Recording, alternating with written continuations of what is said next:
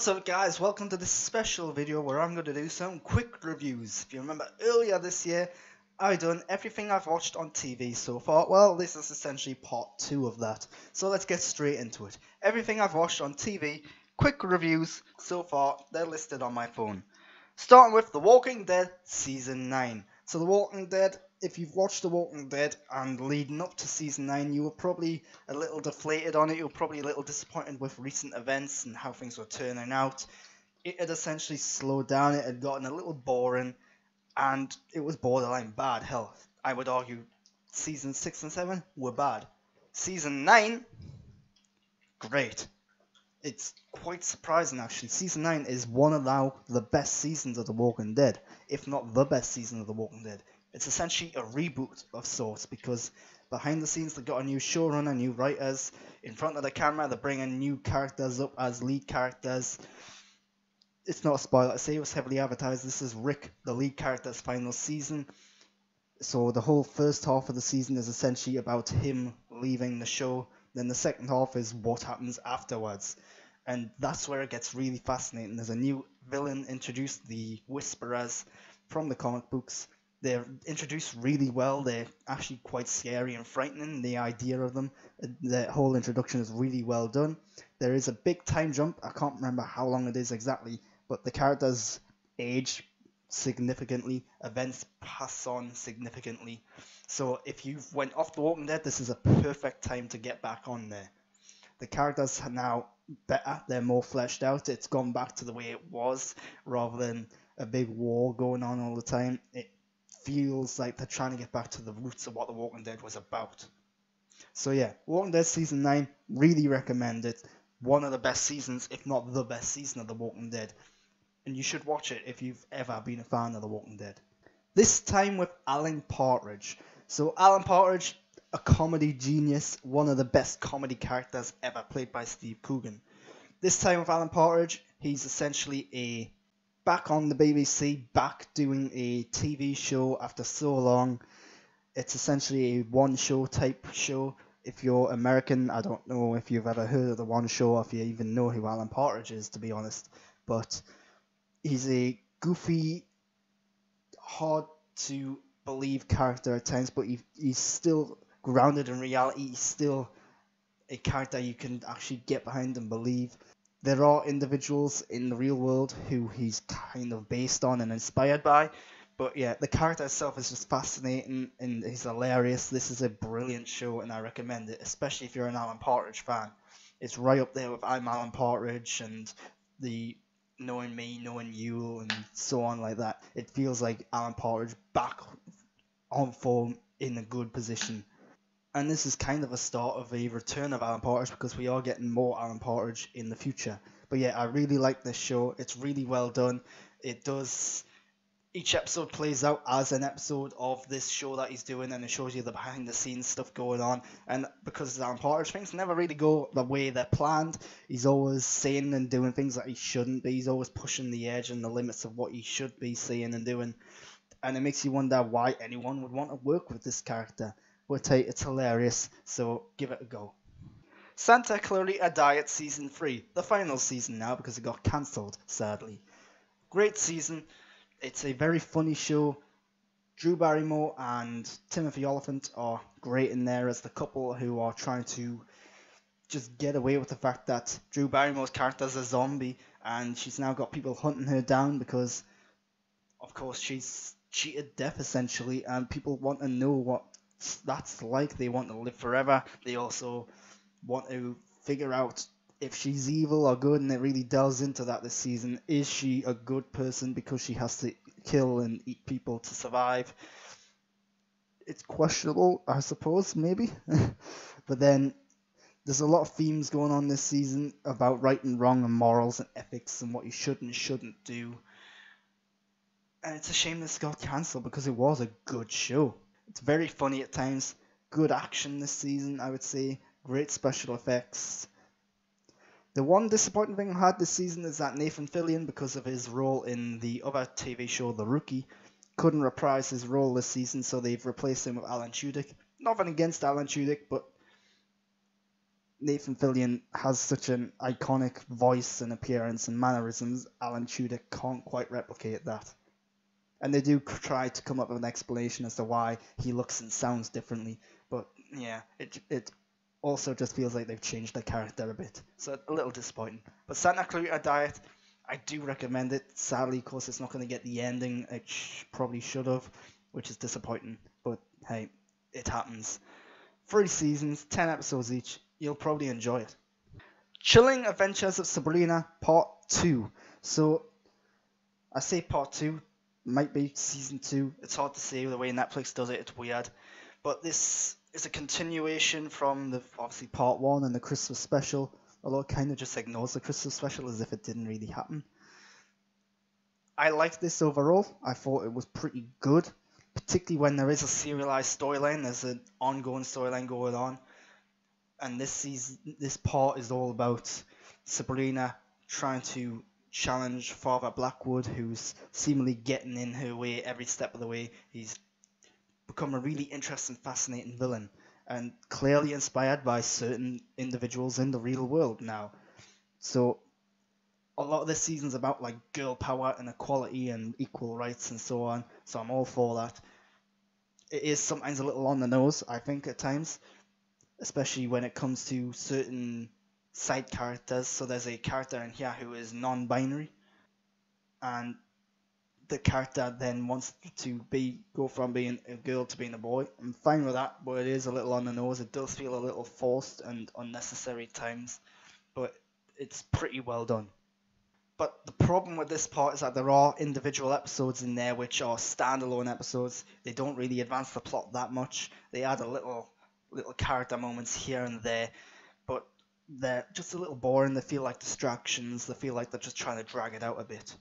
And there's also the case of that, why does every character have to have something special about them? Why does every character have to have some sort of power or ability? It's annoying. It's something CW shows do a lot, and this is essentially a big budget CW show on Netflix because it was originally going to be a CW show.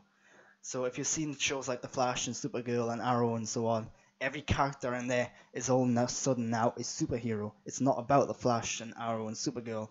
Well, the same thing's happening with this now, in that yes, Sabrina's the main character, but everyone else around her, even the ones who aren't witches, all have these special abilities and powers, and it just becomes so annoying and frustrating because this show is supposed to be about Sabrina. I don't care about all these other people and all these powers. Sabrina's supposed to be the special one. But it does delve into that a little bit towards the end of the season without getting into spoilers. And it shows us just why Sabrina's so important and so fascinating, why everyone's so interested in her. And they did a good job of that. And I'm looking forward to see where the show goes from here on out. Star Trek Discovery Season 2. I've done a full review of this, which you can check out on my channel, but I thought it was great. It's a new type of Star Trek that we need in this modern day. It feels like a big blockbuster movie across, like 16 episodes or something, I think it was. Really good, really enjoyable, lots of great action, good character moments, good callbacks and homages to past Star Trek. I'm not going to dive into this too much. You can go watch my full review if you're interested, but I really recommend this show. American Gods Season 2. American Gods, I think, is a show that puts style and glitz and glamour above the actual substance. Yes, it's got interesting characters with really good acting, particularly from Ian McShane, but the story is actually pretty simple. It's just basically two factions made up of gods who are waging war with each other, and then Shadow Moon is stuck in the middle. But the way the show presents itself, it tries to drag things out. It's really slow, this show. Unnecessarily slow. And it feels like they haven't got enough story to fill out the time that they're doing this in. So, the problem is the show tries to be way more metaphorical, way more stylish, and visually interesting. But the problem is the story doesn't match that. The story isn't as sophisticated, isn't as detailed, or as expansive as the show needs or wants it to be. You've also got the problem is that Shadow Moon, the main character, is the least interesting thing about the show. Not knocking the acting at all, but when you're when all your supporting characters are gods with really interesting backstories, really fascinating ways of being. They have special powers, some of them, and really good, unique, interesting views on the world. When Shadow Moon is essentially just a normal guy who's bewildered half the time, you don't really want to spend all your time with him. And yet, he is much more of an ensemble now rather than the main focus. But at the end of the day, I just want to see Ian McShane talking to anyone really except Shadow Moon. So that's a bit disappointing. But this season, a little boring, really slow. I don't think I'm going to watch season 3. Star Wars Resistance Season 1. Again, I've done a full review of this on my channel, which you can go check out. I thought it was just okay overall. There are moments in this where it's really bad. It's very much a Star Wars for the new Star Wars fans. It's trying to bring in a younger audience, which is fine. I realize I'm not the audience for this particular Star Wars show, and that's perfectly fine and okay. But at the same time, this should be appealing to wider Star Wars audiences, I think. And the fact that this is so geared towards children, the fact that it is so much a kids show, is going to deter a lot of people, and it did with me. There are characters in there who are really annoying. There are characters in there who are acting just so bizarre and odd because they are supposed to be adults, they're supposed to be intelligent and capable, but they're just stupid and idiotic. And tonally, it's kind of all over the place. Towards the end, it's trying to be a bit more serious, and it gets a bit better towards the end. But in the middle, there's just a lot of episodes that feel like they're dragging things out. And yeah, really disappointing show. You can check out my full review for more. Bosch Season 5. So Bosch is a really good modern day noir show about a grizzled detective coping with his family life while also dealing with these big crimes. This season, Bosch goes undercover. I'm not going to go too much into the story, but one of the really good things about this season is it actually gives a lot of the side characters more to do. In the past, you've had this one central storyline, and then all the side characters kind of weaving in and out of it. Whereas this season, there are a bunch of storylines going on, and each character really has something to do. They have their own motivations, their own episodes almost dedicated to them, in fact. Some of them work better than others. Bosch is, of course, still the main character with the main storyline. His is, of course, the best storyline in there. But I'm wondering whether or not this is the best season of Bosch so far. It's a really good show. As for a crime show about police officers and detectives, at times it does delve into a element of unoriginality in that there are so many shows like this. But this one's doing it a little bit differently, and it's doing it really well. So yeah, I like this season of Bosch quite a lot, and I really like it when it delves into his family life as well as the crimes going on the larger scene. Final review I'm going to talk about for now is Game of Thrones Season 8. Again, I've done a full review of this over on my channel, a full 25-minute review, the longest review I've ever done. If you're a big fan of Game of Thrones, check it out. This is the final season of Game of Thrones. Did it stick the landing? Did it live up to the hype? No, it didn't. This is by no means a bad show, it's by no means a bad season, but in comparison to previous seasons of Game of Thrones, this one is a significant step down the ladder.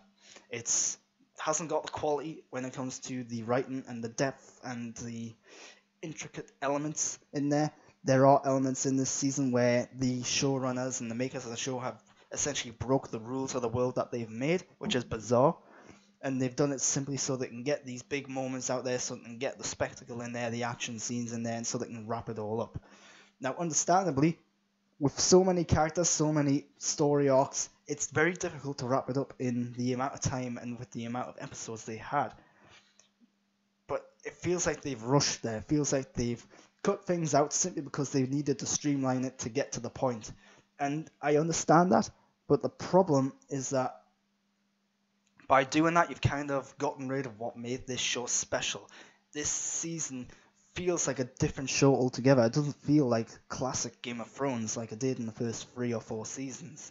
And it's frustrating because Game of Thrones arguably one of, if not the greatest show of all time.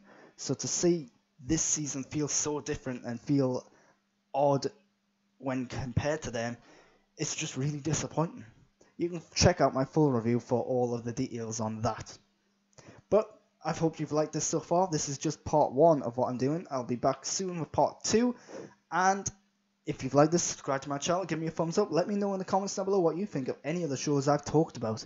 Until next time, though, you can also go to Twitter and Instagram. Follow me at _Grant Burton.